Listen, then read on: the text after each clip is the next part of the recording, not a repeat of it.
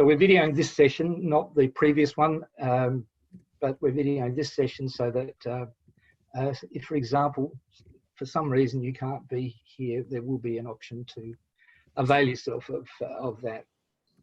I think that's recording. Yes, it is. Okay. So at the end of the session, not straight away, but later tonight, after the West Australian session has finished, you'll get a copy of the resources that Andrew's sharing and some extra resources that will be useful for teaching ethics to students. As I've sort of hinted at twice, this is the second of 3 that we're doing in a row. So Andrew's just done a presentation to New Zealand schools. And after this session, he'll be doing a presentation to the other half of the country in Western Australia. So I wonder, just before I introduce Andrew to you, whether you wouldn't mind being around just at the very end so I can get a group photo of everybody. As I'm speaking, there's a few people waiting in the waiting room. I'll just let them in. So without further ado, I'd like to introduce to you Andrew Constantino. Andrew is as a teacher at Santa Sabina College. He has coached now, I think, 2 teams that have taken out the gold medal at Ethics Olympiads in Sydney. 1 gold, 1 silver, 1 bronze. My apologies. 1 gold, I'll 1 take silver. 2 if you want that. Okay, it's still pretty impressive, Andrew. Anyway, his background is he has been a curriculum advisor at Chevalier College and a tutor at the Australian Catholic University in Sydney. And now he's teaching full time. He is in a school that is both an IB school, obviously as part of the Catholic ethos, that he teaches religious studies, so studies of religion, but he also teaches philosophy as part of his IB responsibilities at Santa Sabina. So over recent years, he's had a growing interest in philosophy, and he's dedicated a lot of his time to studying it and the various ways that philosophical skills can be explored within high school settings. This has led him to instantiate a small but dedicated philosophy team within Santa Sabina that aims to offer opportunities for the study of philosophy through specifically designed teaching programs, both co-curricular, incursions and excursions, and targeted enrichment programs for gifted students. So without further ado, I'm going to hand over to Andrew. Hey everyone, I'll just share my screen.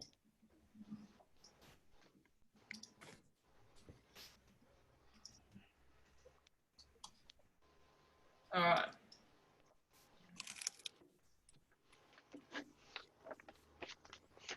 Okay. So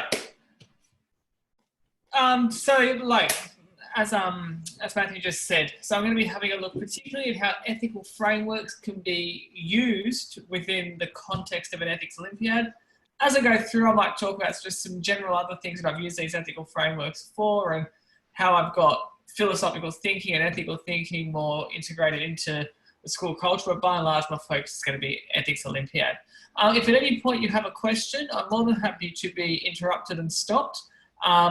And if there's time to go through particular questions at that point, I'll go through them. If we're running short of time, I might defer them to the end. I'm happy to hang around for 5 minutes extra as well to answer questions if anything arises. But please, as it comes up, feel free to interrupt and we'll just play it as it goes.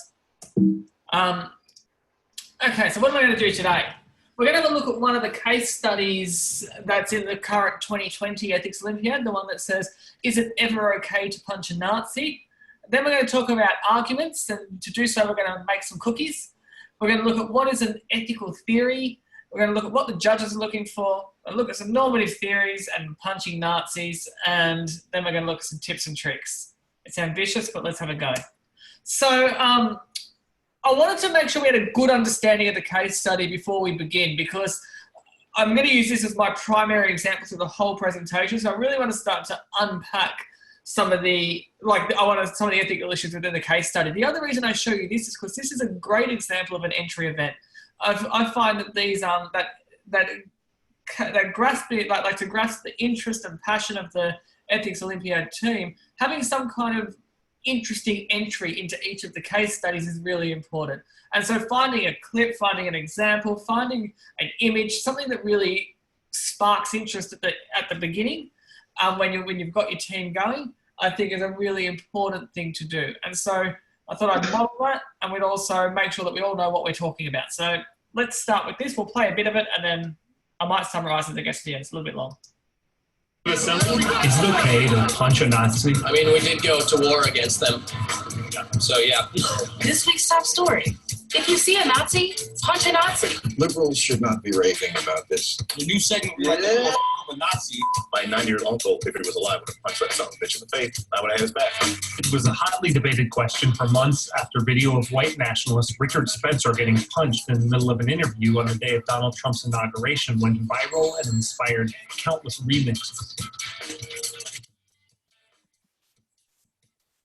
But the question was never really just about Nazis. It was about the acceptability of political violence. And in the following year, the question came up again and again as several high-profile political protests turned violent, including one on the campus of UC Berkeley. We visited Berkeley about a year after that protest turned riot to ask students whether punching Nazis or other deplorables is ever okay. They want to punch the Nazi. I'm not going to judge. It depends on what you define as a Nazi. The people whose words create a culture that sort of ratifies violence against a certain group are punchable. On February 1st, 2017, the nation watched the University of California, Berkeley burn as masked members of the far-left group Antifa lit fires, threw safety barriers through store windows, physically attacked people and threw rocks at the police. The protests turned riots were sparked by the arrival of right-wing provocateur Milo Yiannopoulos, invited to campus by a conservative student group. President Trump helped ignite the controversy by tweeting a threat to pull federal funding from Berkeley. Protests continued throughout the rest of the year as more conservative speakers were drawn to the Berkeley campus. The students we talked to said that the violence was carried out almost entirely by outsiders. A lot of outside media comes in and sees, something very sensationalist, like stuff on fire in the middle of Sproul Plaza where we're standing, and takes this to represent that young people are not interested in civil discourse, which is not true. Specifically, if you go back to the Milo riots, one of the things that really annoys me about all of this is that Berkeley students are blamed for all of the damage that happened to our campus. There's just a small group of people, Antifa, you've probably heard of them, and they just come up here, mess everything up, we get paid blames for it, and then all the students are just like, that sucks. Antifa, short for anti-fascist, is a decentralized movement that rejects the tactic of nonviolence and vows to fight whatever or whomever it identifies as fascist by any means necessary. They are taking advantage of the Berkeley campus and the Berkeley students, the Berkeley people, and we're getting a rap for something that's not associated necessarily with us. Pretty much resorting to this force, this violence, pepper spraying just Trump supporters who did nothing other than express their political opinions. That's not what we should be doing at all. And I want to say that that's not what Antifa should be doing either. Most of the students we spoke to condemned the group and its tactics, but they were also reluctant to condemn political violence altogether. I personally wouldn't throw a stone through a window, but I would never criticize the psyche of someone who does. I think it's hard for there to be very big change without some sort of violent aspect to it, whether that's property destruction or human life, which is like the sad reality that we live in. Speech can be considered violence. Inviting people like Milo Yiannopoulos creates an unsafe environment for the people that he is speaking against. Property damage is absolutely justifiable. Dr. Martin Luther King Jr. once said that riots are the language of the voiceless. To kind of harken back to what MLK said, a way for the unheard to make their voices amplified. A riot is the language of the unheard. That famous quote has been widely misinterpreted. King wasn't condoning riots. He was saying that in response to racial oppression, it was understandable, though counterproductive, and that nonviolent protest is the only path to social change. I think for the Negro to turn to violence would be both impractical and immoral. Putting aside the question of whether or not preemptive political violence is moral, is it actually effective? In Why Civil Resistance Works, political scientists Erica Chenoweth and Maria Stefan compared violent and nonviolent movements throughout history and found that the nonviolent ones were more than twice as effective at achieving their goals. Princeton. You get the point. It's a great resource, and most of you are probably coaching an Ethics Olympiad team at the moment, and I think that it's pretty much gold for this case study, to be honest. So if you're in New South Wales, don't use it because it'll help you beat me. But if you're not in New South Wales, use it. It's great. It goes on, and then it puts forward a case saying that non-violence has been en masse more effective than violence in response. However, it goes on then to get some people's other opinions who talk about how violence creates fear and scared Nazis are good Nazis because it stops other people being Nazis and so on and so forth. It goes back and forth, and it throws around a whole bunch of different arguments for and against. I use this during our schooling from home. We've got a philosophy club running online. We did a whole case study on this, and this became the required viewing, and then we had all these other optional viewings that put forward all different kinds of arguments, and we had a nice little philosophical debate about this just last week, and it worked really, really well. So great. That's fascinating. Now what? The gut reaction of your students is to feel very passionately one way or the other about this and to start throwing ideas out, oh yeah, but, and then so on and so forth, so on and so forth. And to an extent, you have to let those claims come out, let them be thrown out. But where we want to get is not just the knee-jerk reaction, not just the throwing forward of ideas and claims about right and wrong, but we want to get to systematic thinking. We want to get to justified arguments. And in order to do that, one has to start to become aware of what constitutes a good argument. And so arguing something just doesn't feel right, or arguing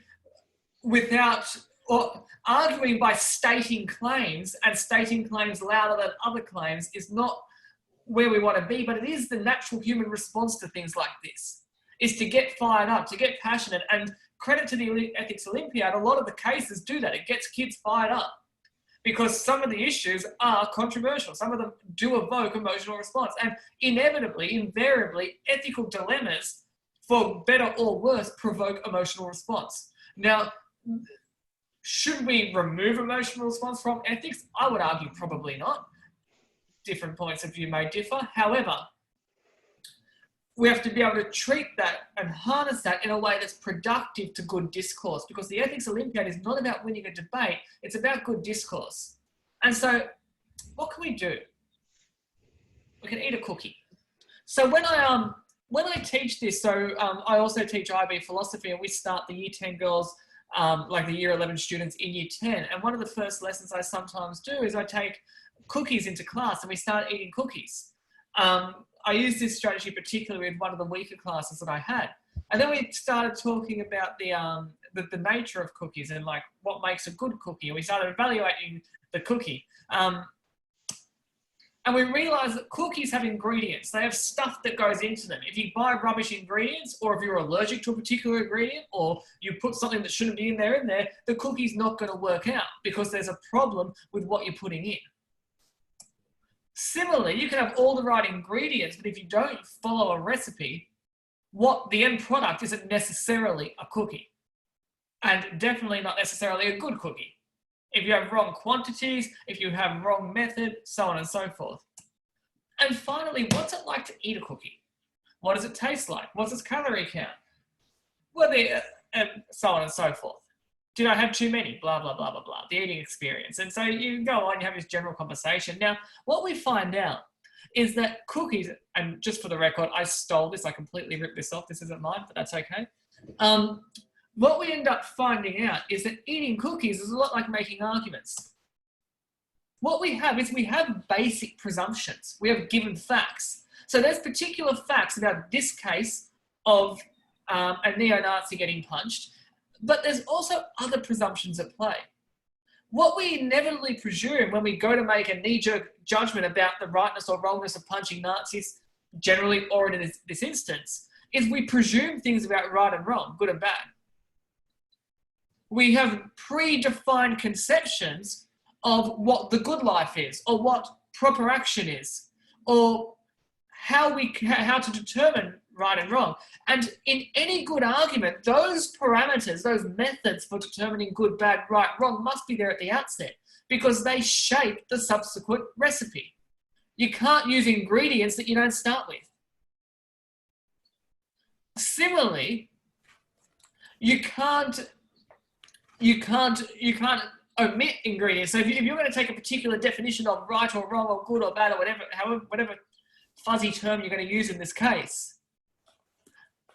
inevitably, what you're going to have to do, they're going to have to come from somewhere. And so after you've picked your starting conditions, both the facts of the case, which is what those extra videos, that extra reading does, it gives more facts to the case, and you've also picked, or you've also defined particular conceptions of right and wrong, then you can start to put forward a recipe, an argument, a methodological approach to arguing for one claim over another about the rightness or wrongness of a case. If you're not clear on your starting point, both factually and methodologically, you're going to end up with baseless claims. But just because you start off with good presumptions and true starting facts doesn't necessarily mean the argument is destined to succeed, because what might happen is you might not argue it well. There might be steps missed out. One point might not entail the next point, or there might be alternatives one can take. And so identifying the given facts and methodological presumptions, one must then construct logically an argument from the starting point. If this and this, then one can conclude A or B, and A is better than B because, and blah, blah, blah, blah, blah, blah, blah, because you start flowcharting it out. But this all comes from your base presumptions. Now, when your students are trying to come to a decision about the question being asked, they should be thinking in these terms: ingredient, method, and then we're going to get to the next one in a second. But also when they're critiquing the opposing team's idea, you might find, wow, they were great, and I agree with them. Now what? Well done, guys. What you could do though is you could say, well, if we change our starting condition, what if what is right isn't this, but it's that? Then how would you approach so on and so forth? So rather than just arguing about the adequacy of the final claim, we can challenge the starting presumption, either the truthfulness of the facts about the case or the validity of that starting point. Can we test it against different criteria of right or wrong? And even if we don't necessarily believe it, we can construct a more nuanced position through that testing of different starting presumptions. What about the last one? The eating experience. What are the consequences of holding this line of thought? If I say it's okay to punch a Nazi this time, what do I also have to accept? Or if I say it's never okay to punch a Nazi, what do I also have to conclude? And if Nazis are punchable, who else is punchable? The deplorables. Who are the deplorables? What makes one deplorable? Can that extend just to Trump supporters? Like that Antifa, for example? Like, surely most people go, that's probably a step too far. Why? What is the morally relevant distinction? And if I accept one, am I bound to accept the other? And if not, why not? And so, and again, in both putting forward a case and questioning a case, one might say, well, what are the implications? What are the similar cases that don't feel as right as this one feels, and why not? What's the morally relevant distinction? So on and so forth. And so, some teaching ideas. Start off your Ethics Olympiad team with eating cookies. Talk about this stuff. Get them to consider what makes up a good argument and challenge them. When they start throwing out claims, ask them, what's your basis? What's your fact? What's your method? Why do you say that? Let's jump back. What's the problem with that starting point? Get nuance. This is how you pull nuance out. And this is how, and in questioning and challenging them, what you invariably do is you teach them to question and challenge the other team. Because they start to copy your line of thinking. And they start to, in turn, hopefully, become more nuanced thinkers. If you're running philosophy clubs, or you've got an extension class or anything like this, this kind of activity is perfect for things in formal logic, syllogisms, fallacies, because it all rests on basic argumentation. And that's where I go from this. So when I introduce this to my philosophy students, we look at cookies and arguments, and then we start looking at fallacies and syllogisms and blah, blah, blah, blah, blah. Yeah. So here's, this is, I did it again. I did this last time too. This is basically just what I've said. So is there anything I've missed? No, there you go. There's your note taking done for you. So what are the judges looking for? In the judges' criteria, there's an initial bit at the beginning that talks about ethical theories. And it says that ethical theories can be used to draw out what is ethically significant. And that's what I'm going to focus on today. How do we really identify what is morally and ethically significant in the case? So in some cases, depending on which case it is, but sometimes you see that students get bogged down in the facts of the matter. We're not necessarily disputing the facts of the matter here. We need the facts of the matter, but that's not the focus of the question. We're not asking descriptive questions about the facts of the matter. We're trying to argue moral responses to, or ethical responses to particular ethically relevant and significant issues within the case. So there's a distinction there, a really, really important one. The facts of the matter count, but they're not the focus.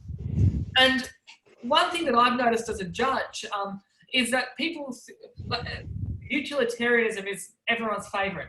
I'm a utilitarian, like from a utilitarian perspective, and they'll say one line and then just go on to sprout their own opinion anyway. And I'm being a bit harsh here. I mean, give them a break. But I think that that's somewhere that we as coaches have the potential to improve, because it's not just the mentioning of a theory that counts. It's the systematic application of the theory throughout the argument that counts. And if the application is not systematic, then it's just name dropping.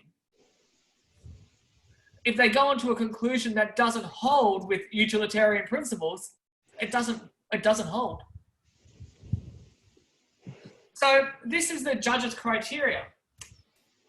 Clearly and systematically addresses the moderator's questions. Well, if you have various ethical frameworks that in themselves are systematic ways of thinking, we can get that clear systematic thought. Now, that doesn't mean the students have to stick to one single ethical framework, but it does mean they understand where the difference and nuance and different perspectives come from, because they work through one from beginning to end, or two from beginning to end, and compared and contrasted, or melded together, whatever. But it gives you a means by which to be systematic. It also helps you to address the central moral dimensions of the case. I'm going to hold that because that's what the rest of it's about. So I'm just going to leave that for now. It also gives the students an ability to consider different viewpoints. So at the end of their initial, and this is the other thing as a judge I've noticed so much, and even with my own students, I keep reminding them, they'll put forward a really strong argument, and then I'll go, but what does anyone else think? Like, it's very one-sided. And so what does anybody else think is another way of saying, if you start off with a different set of ingredients, what other conclusions could you reach? Or if the implications of your conclusions seem untenable, how might they be reworked, or what alternatives might be put forward? What other considerations are necessary? So on and so forth. And so both in the construction of their own argument, they can empathise with alternate points of view, even if they don't hold them, and in questioning the other team's argument, even if they don't agree with it, they can bring in alternate points of view by going back to the beginning, by going back to the frameworks. And so what this effectively does, it enables collaborative discussion and a thinking through of the issues. You can posit something you don't necessarily agree with and do so in a rational way by changing some of the ingredients, some of the beginning presumptions. We're going to move on now to looking at moral relevance and ethical frameworks. Is there any comments or questions at this point? It's a nice natural stopping point. Good. So what's morally relevant? Let's look at this case. We've got the puncher, the person deciding. We've got the punch, and we've got the consequences. Whatever it's called. Thing for the Olympiad. So So depending where we see moral relevance will again change our position. If we're primarily focused on the agent, the person doing the punching, the questions we're going to ask are going to be different. If we're primarily concerned with the act of punching somebody, again, our considerations change. And if we're primarily concerned about what the punch does, considerations and conclusions change again. So let's go through them. Imagine we're going to focus on the puncher. There's a large range of theories that we could look at to focus on the puncher, but we're going to take into account today virtue ethics. And one of the key proponents of ancient virtue ethics is Aristotle. So Aristotle's when considering ethics, Aristotle argued that what we should do is not ask what should I do, but who should I be? What is it to be a puncher of Nazis? What kind of person punches Nazis? And do I want to be that kind of person? Is being that kind of person fulfilling my function as a human being? Or is it counterproductive to it? So this rests on a particular conception of the human person for Aristotle. Aristotle said, quite contentiously, and this can be challenged by contemporary science, that human beings have a purpose. Human beings have, or to better put it, a function. And so then people could be better or worse humans, because the better you were at your function, the more you succeeded. And so people could achieve excellence in their functions. Now, to save you a bit of reading, the distinct, unique functions of the human person is rationality and sociability. And sociability and rationality come through the tool of language. That's what makes us distinct from other animals and plants and so on and so forth. So to be an excellent human, one must be sociable and rational. And when one is excellently sociable and rational, one can flourish. And human flourishing is the goal of the good life. So what's ethics? Ethics is about living a good life. It's agent-centered. It's not about the punching or not punching of Nazis. It's about being the kind of person who knows whether or not the Nazi should be punched.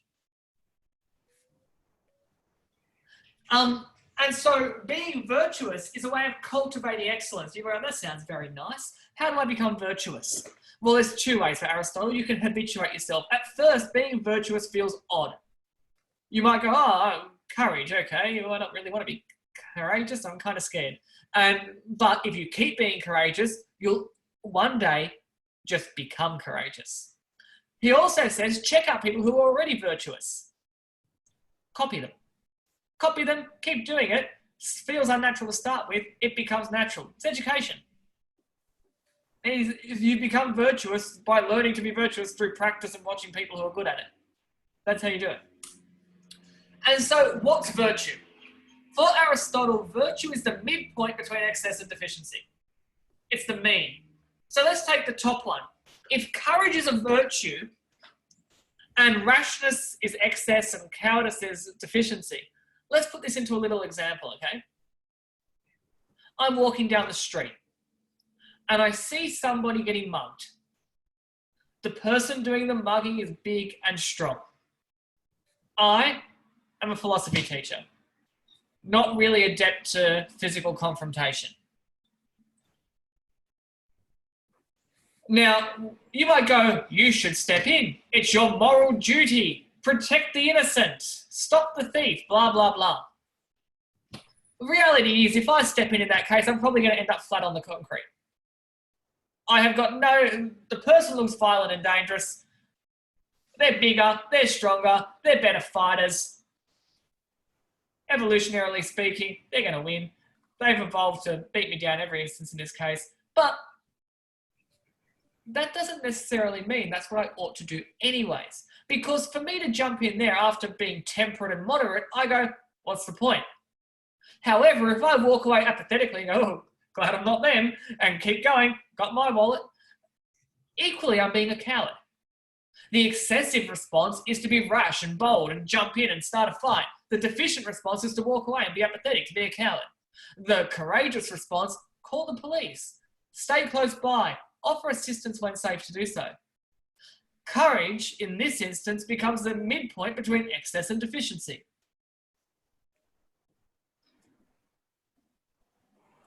I see people suffering all over the world and I want to help. Do I sell everything I own, give up my family's livelihood, because why should I value them over others, and just give everything I've got? No, that's excessive. But in the same breath, being a hoarder, giving nothing to charity and ignoring the plight of the vulnerable is deficient. I have to find a mean.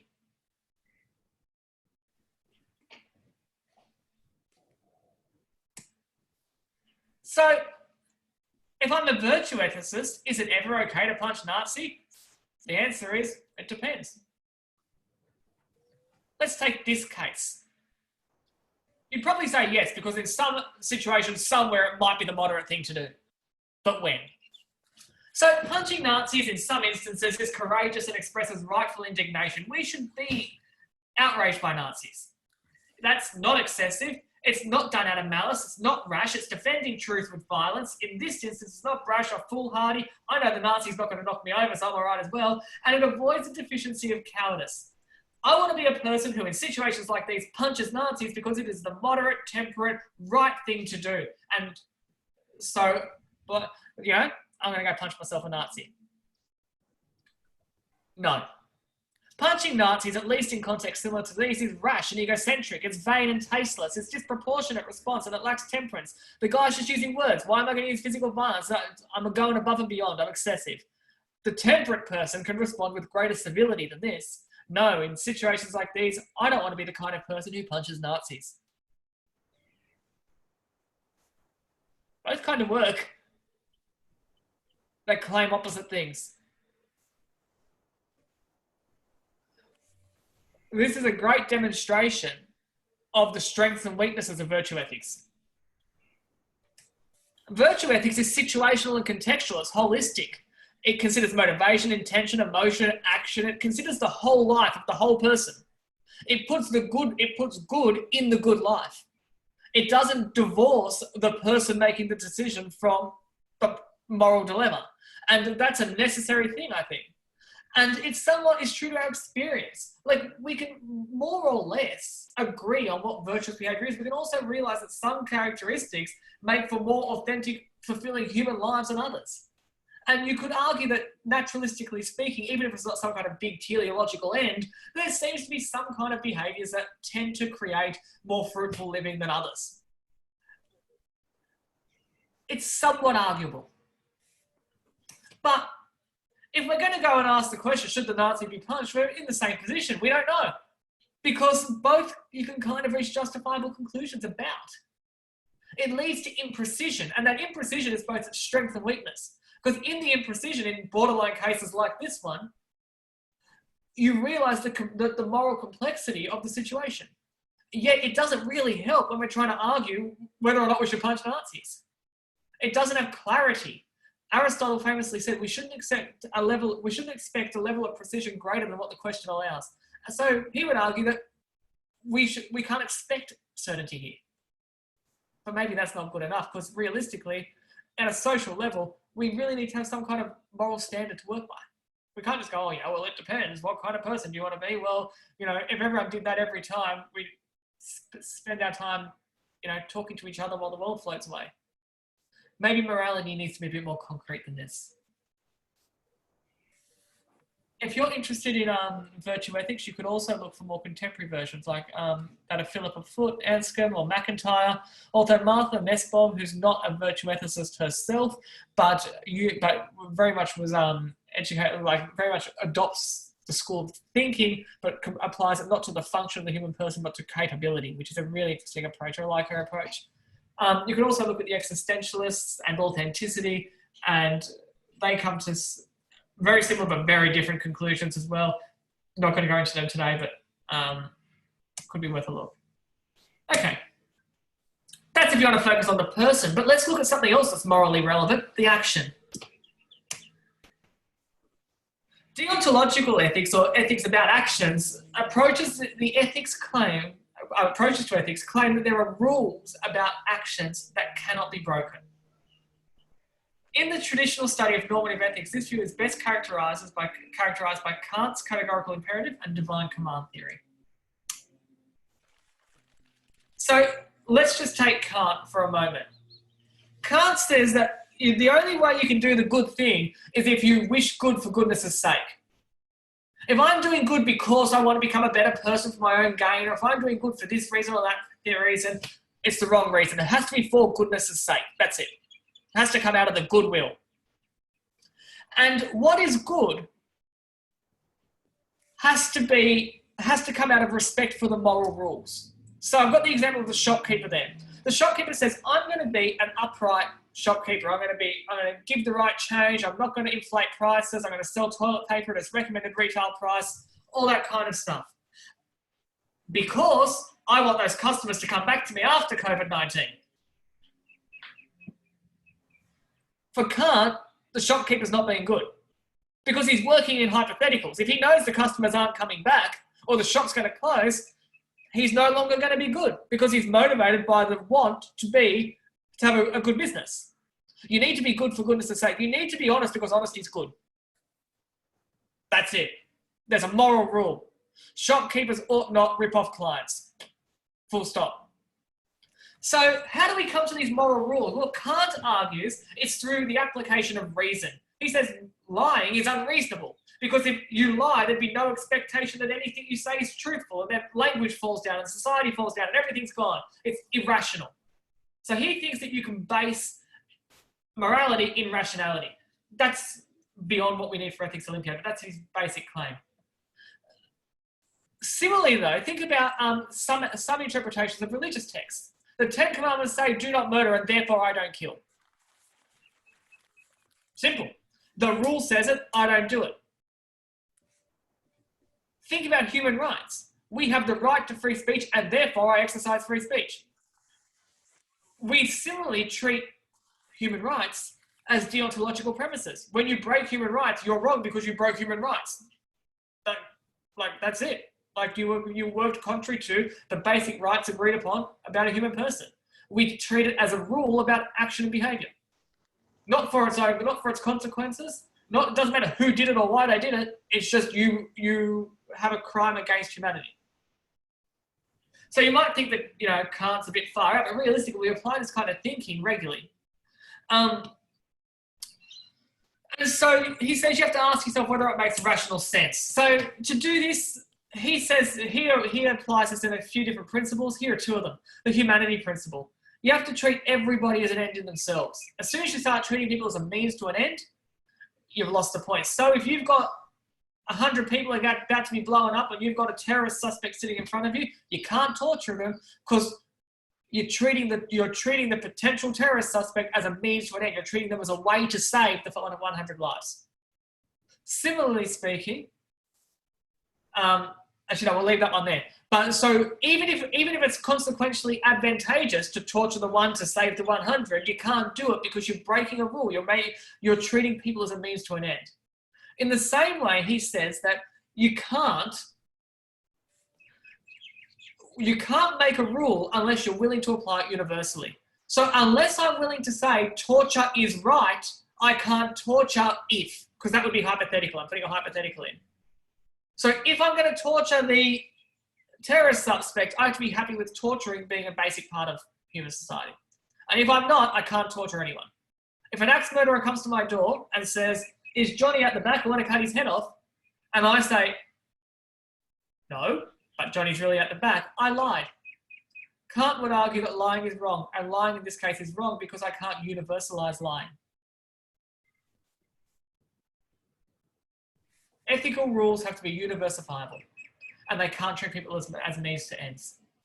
Even if there's huge benefit in lying to the axe murderer or torturing the terrorist suspect. Divine command theory can, and again, not all religious points of view are to adopt divine command theory, but they can.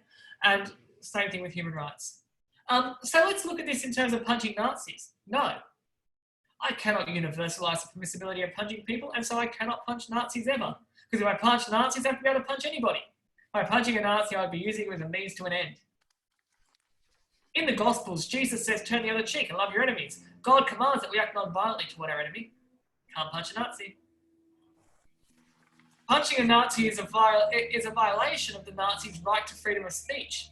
If he is guilty of hate speech, it's a violation of his right to a fair trial. Can't punch a Nazi.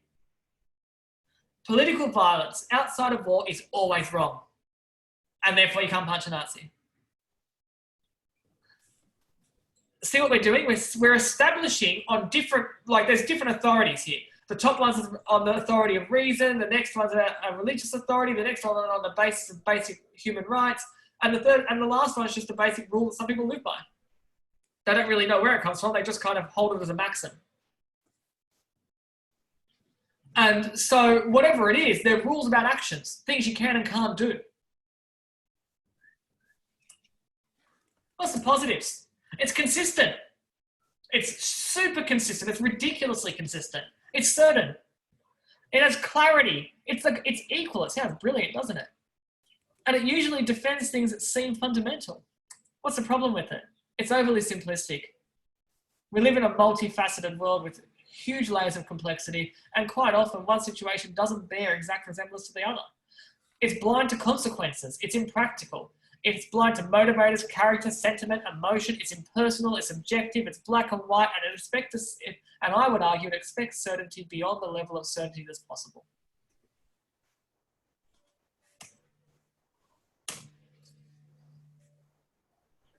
Let's go to the last one. Consequence. The most common kind of consequentialist theories that you're going to come across are utilitarian theories. They're not the only ones, but they're the most common ones that you will come across. Basically speaking, an action is right if they produce in some way benefit to the majority. Now, the definition of benefit is broad, and there's many different approaches to utilitarianism, and people will argue about what the benefit should be. In contemporary utilitarianism, it starts off with Bentham, and he just simply says pleasure over pain. If the grand total amount of pleasure is larger than the grand total amount of pain, then you ought to do it. If the grand total amount of pain is more than the pleasure, you ought not do it. Mill, who comes after Bentham, says that's a little bit too crude because there's different kinds of pleasure and pain. The pleasure I get from hugging my child and the pleasure I get from eating a hamburger are two different kinds of pleasure. You can't just go, oh, 1 unit of pleasure for a hug and 1 unit of pleasure for a hamburger and 1 all, now what? They're not quantifiable in that means. There's high and low. And so the high and low have to be given different values. And so one must preference the higher pleasures and subsequently higher pains as well over the lower versions of them. But how do you know what's high, what's low? I might really love hamburgers and not like my kid very much. And I like my kids, it's okay. But the issue becomes, how do you determine high and low pleasures? Well, what Mill argues, he says, ask someone who's experienced both and they'll tell you. And they was normally the socially elite, but because they're the ones who receive both, because they don't just stick with the base stuff of the common folk. And you can see how this becomes an inevitably classist kind of ideal. So it's practical, but there's problems here in the calculation. But let's run with it for a bit more. G.E. Moore says, you know what, it's not about pleasures or pains. He goes, it's just about the good. He reminds me a little bit of The Castle. It's not Marbo, it's the Constitution, it's the vibe. He just goes, it's the vibe. You intuit the good. That the good is the goods, you can't reduce it. It's just a thing in itself. And how do you know? Well, you're human, and you know the good. Come on, and to an extent, it sounds a bit preposterous, but I get it. When you say the good, we do have this intuitive kind of instinct. Oh, well, that is good. So he says, you know what? You just have to get this irreducible concept of the good and maximize it. Problematic when you're trying to do a calculation about something you can't define, but he goes, that's just the reality of it. It's irreducible. Peter Singer always good for a conversation. He says, he tries to put some nuance to this. And he says that we have to look at the preferences of sentient creatures. And so he says, let's check out who can feel pain and pleasure. Let's look at their preferences and I guess the extent to which they can preference things, put it all together and try and maximize the pleasure, maximize the preferences of sentient creatures. Tries to put a bit more nuance onto it. Whatever it is, it becomes a calculation. Bentham, in his original calculation, literally thought you can add it up. So he looked at things like duration, intensity, propinquity, extent, blah, blah, blah, blah, blah. It goes on, and it goes on. He has these questions, and you can score it all up, and you can literally work it out. It is a literal calculation. Like, that's the point. Bentham has, I really like this image. This is Bentham's body. He had himself mummified because he wanted to be beneficial after his death and remind students that a utilitarian life is possible. And so he wanted to be kept mummified in a university. He also gave his body to be dissected beforehand. So they dissected him, they learned stuff, and then they mummified him, and there he is. He sits, I should have checked before I came in, sits there in one of the universities, I can't remember which one. Apparently his head didn't work properly, so then they got the head and mummified it and put it next to him. There's a whole big story. I put the link here. I can't remember it properly, but it's a great story. It's good for the kids. And it goes to the extent to which sometimes utilitarianism can lead to the seemingly absurd. Actually, I wanted to give one more quick example. The issue with some of these pleasure versus pain scenarios is that, especially when you look at Bentham, for example, Bentham's utilitarianism and its complete abject lack of any other rules can lead to some fairly substantial problems. So say, for example, you're a doctor and you've got a very healthy patient who came in for a checkup sitting in front of you, and you've got 5 patients in the waiting room all needing different organ transplants. Well, I could, sneakily kill the healthy patient, harvest their organs and save 5 lives. Think of the pleasure the 5 would feel. Think of their families. 5 different families have now got their loved one back. That was certain death. How good is this? I've maximized pleasure today. Job done. What a good doctor.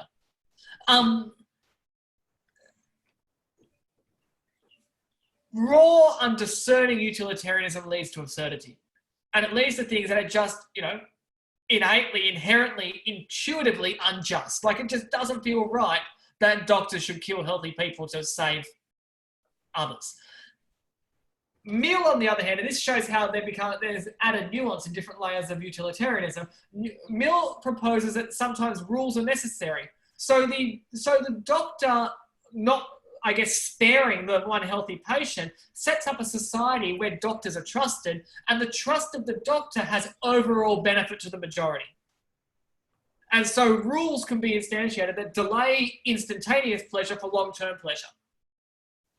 And so, we can almost get a few of those rules, some of those human rights in there, because human rights en masse, when upheld, always could maximize benefit. Okay, so can we ever punch Nazis? Let's be consequentialists. Only if the threat of future violent acts is a sufficient deterrent to other Nazis. So if all Nazis become scared of getting punched in the face, maybe they'll stop being Nazis. Yes, the pleasure I derive from the black eye is greater than the pain that he feels. I really enjoyed punching him. My pleasure is greater than his pain. Justifiable. Yes, if it's recorded, posted on the internet, and millions of people worldwide derive pleasure from watching a Nazi get punched, and only one Nazi got punched, well, the pleasure of millions outweighs the suffering of the one. No. Violent resistance is ultimately counterproductive to the greater good, and thus one should never punch Nazis.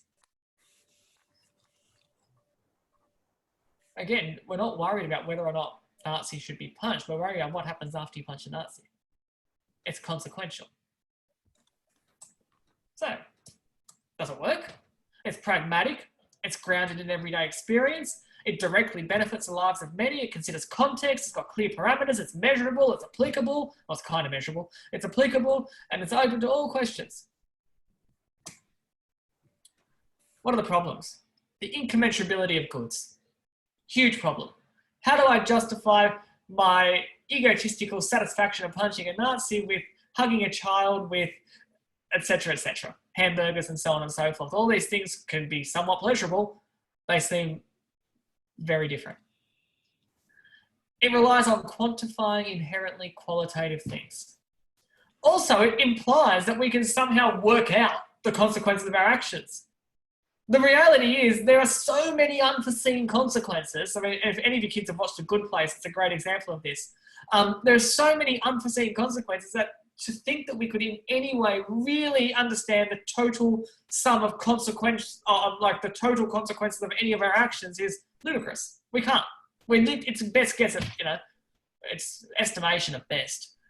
And we're arrogant if we think we can actually really understand the complete consequences of any one of our actions. And there's no ultimate deference to fairness or justice. And so ideas of dignity, rights, they're just tools ready to be thrown away when not instrumentally viable anymore. And it can lead to the tyranny of the majority because, slavery could be overall beneficial. If we just enslave a few and make them work for the many, most of us would be happy. Well, probably not. That might be a bit too simplistic, but some people might have a little bit of guilt, which could lead to pain, but generally speaking, you could use this to justify things like slavery, or in Peter Singer's case, perhaps the eating of animals. The enormous suffering of billions and billions of animals is outweighed by the pleasure of the human consumer. And he'd go, well, no, it's not, because the suffering's greater than the so on and so forth. And then you can argue both ways. Actually, that's a terrible example. I got that the wrong way around. Ignore that last example. But you can see how the tyranny of the majority can end up saying, well, then if it's maximally beneficial to a large number, the rights and the considerations of the minority get forgotten. Stick with that. So, final tips. Let's go back to the cookies. Ensuring that one clearly defines not just the facts of the case, but their own ethical presumptions prior to launching into an argument will make the argument stronger. Similarly, going back to the presumptions of the opposing team will make the critique stronger. Ensuring that one follows logically on from their methodological presumptions when constructing an argument will lead to a more coherent thought. Considering the general strengths, weaknesses, and implications of their starting point of the presumptions they began with will help them to see the weaknesses in their own position too. Because if they're going to take a consequentialist line of thinking, they're going to have to deal with incommensurability. They're going to have to deal with unforeseen consequences. If they take a virtue ethics point of view, they're going to have to deal with the ultimate lack of any kind of prescriptive details or the argument about what exactly is virtuous. If they take deontological rules, they're going to have to deal with that kind of, well, is it sometimes just consequentially impractical? And so they can go on, so on and so forth. And they're going to have to build nuance by considering it, using the different methodological approaches. And so we can see that when we're told in the criteria to consider what's ethically significant, we can really go back to those three basic premises: the agent, the action, and the consequence. And the mere mention of utilitarianism or whatever as just being there doesn't really suffice in doing this. To go to the criteria, this enables a form of systematic progression through an idea. It gives methodology, it gives structure. In considering diverse and alternate points of view, it enables them to question and challenge arguments that they agree with, to build nuance, to enable good discussion. And in the commentary, it allows for different ethical frameworks to be considered, and it can open up challenges and to take new lines of conversation. Thanks. Anyone want to comment or ask, or I feel like I've just spoken too much? But that's my fault, Andrew, because I did say with this many people that might be a problem for it to be more conversational. So I encouraged him to make it more like as a presentation, but with an opportunity for people to ask questions at the end. We have 5 minutes, so if anyone has any questions or comments or queries or advice, I'm pretty open. Now's the time.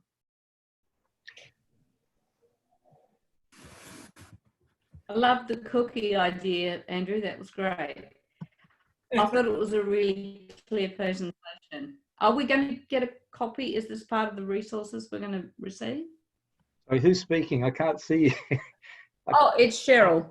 Cheryl. Sorry, should have. Yeah, Cheryl, we're videoing this, so you'll get that as well as the actual PowerPoint at the end.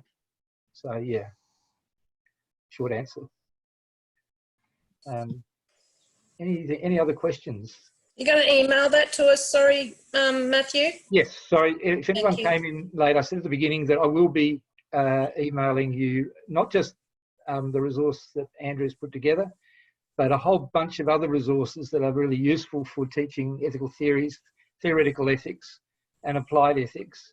And you'll get an email. It won't be straight after this because we've got another session with the Western State WA teachers, but it'll be sometime later tonight. So it'll be, yeah, the issue I think for me is I just do a sort of lunchtime thing with the kids. Yep. And giving them a grounding in ethics, especially if they're the younger ones, year 10 and 11, is really difficult because we don't teach ours till 12. We don't do ethics till year 12. Yep. So the first time I did this, I taught this to a group who I'd literally never seen before, and I just covered those, like that slide where it was like the agent, the action, the consequence. I literally just used those 3 words. And I just got them thinking in terms of agent, action, consequence. Agent, action, consequence. Whenever they put forward a claim, I just went back to those 3 things. So I didn't go into Aristotle and Kant and all that kind of stuff. I mean, if you've got a club and you've got continued time, then that's great. But if you don't and you're at lunchtimes, you could, like, I use that. So I did, I think, like, leading up to the last one, there were 8 case studies. And I think we did maybe 7 weeks where we had 45 minutes after school or 60 minutes after school. And so I have to allow them time for lunch, so they get half an hour for lunch, and then I only have half an hour, whatever it is. Yeah, I guess the only thing I would suggest is maybe is starting the process early and making it a club environment. I found that, like, in my school, building a club and building a culture has really helped. And I found that the student, like, we're lucky we've got the IB philosophy. Those students have taken on leadership roles and come in, and it's about building, I think, the methodology into the culture. And to build into a bigger program, because it is, to do this as a standalone thing with kids who are going to jump in and jump out of it, it's exceptionally difficult. Yes, okay, good. Thank you so much. The other thing, just to mention, in the resource pack you get, there's 2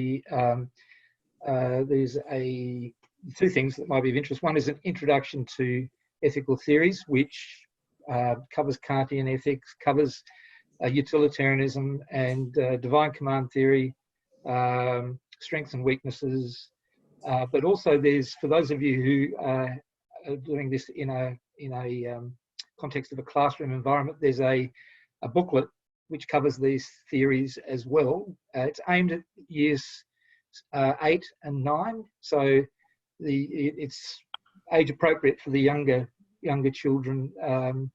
But yes, so perhaps those 2 resources might be useful as well. Got a couple of questions in the chat, Matthew. Oh, okay. Is that yours, Joel? Because you can articulate them if you want. One of them is. Go on. I've written the summary you gave of ethical theories and how to use them was helpful, I think, for me and probably other teachers. And I've written, do you give a presentation like this to your students, or do you teach them in a different way? You've kind of addressed that already in saying that you go from a heuristic level of think about the action and agent and consequence and whatever. But do you... It depends on the ability of the students, the time I've got. I really just play it by ear with what I've got, to be honest. So in terms of, the other thing I'd really recommend, because generally speaking, I don't know about you guys, but we tend to offer the Ethics Olympiad to our more gifted students as an enrichment activity. Like, there's some really good YouTube clips out there that do this kind of thing in about 6-7 minutes. So I couldn't recommend any more highly the Crash Course theories and also Philosophy Tube. Philosophy Tube adds a bit of detail. I really like Philosophy Tube as a source, and Wireless Philosophy. They're the 3 podcasts that I often jump to.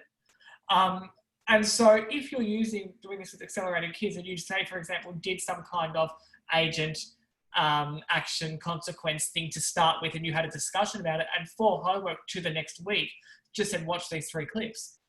I think that if you've got kids of that caliber, they're probably going to get into it. They're probably going to be able to get a sense of it. It's a matter of, especially in these kind of competition settings and co-curricular settings, bringing it down to something manageable and short enough that you don't lose the crux of it, but you don't get bogged down in detail either.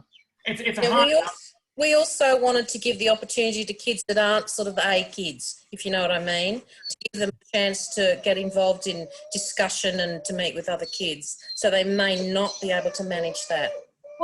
If people want to stay behind to have this discussion, Andrew's more than happy to do that, but I am aware that I did say at the beginning I would finish on time, and I see a child sitting on Chloe's lap and probably waiting to be feeding.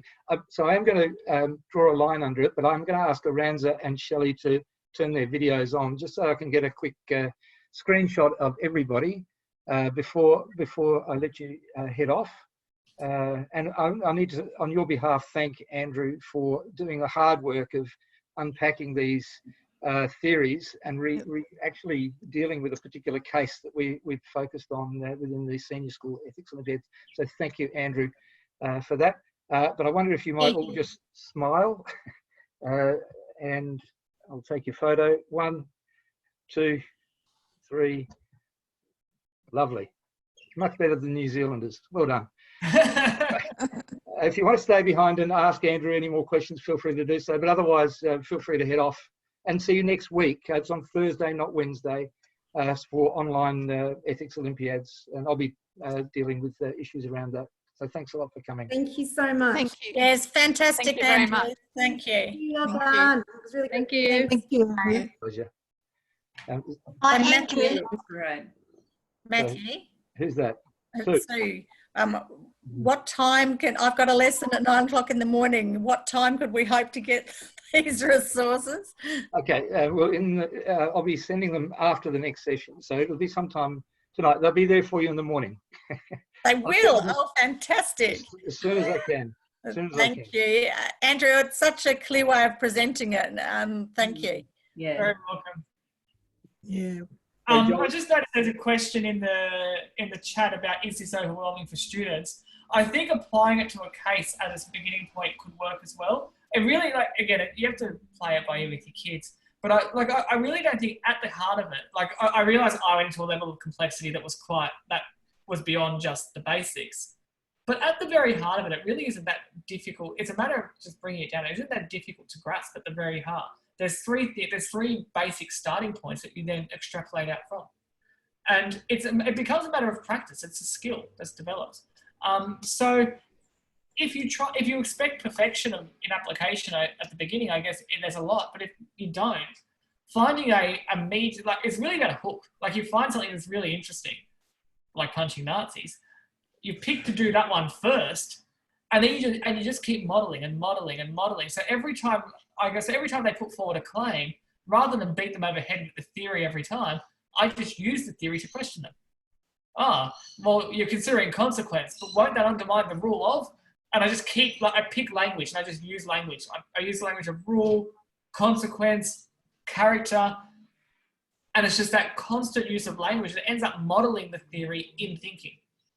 So I think a basic understanding coupled with modeling and controlled selective use of language over time can instill the way of thinking.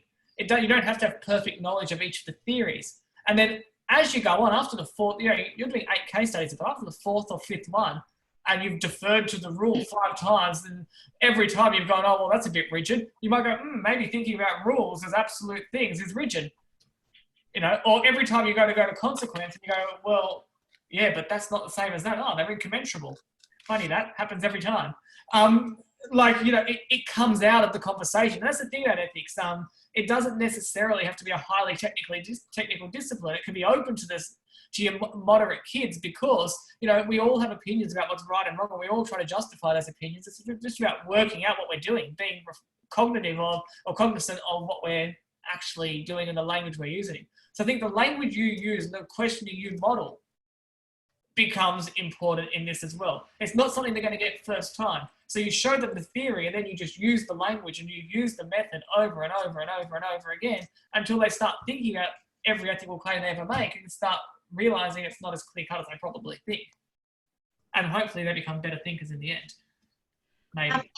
Andrew, you mentioned about 8 cases. Is that in the booklet or is it somewhere? That's the standard ethics Olympiad.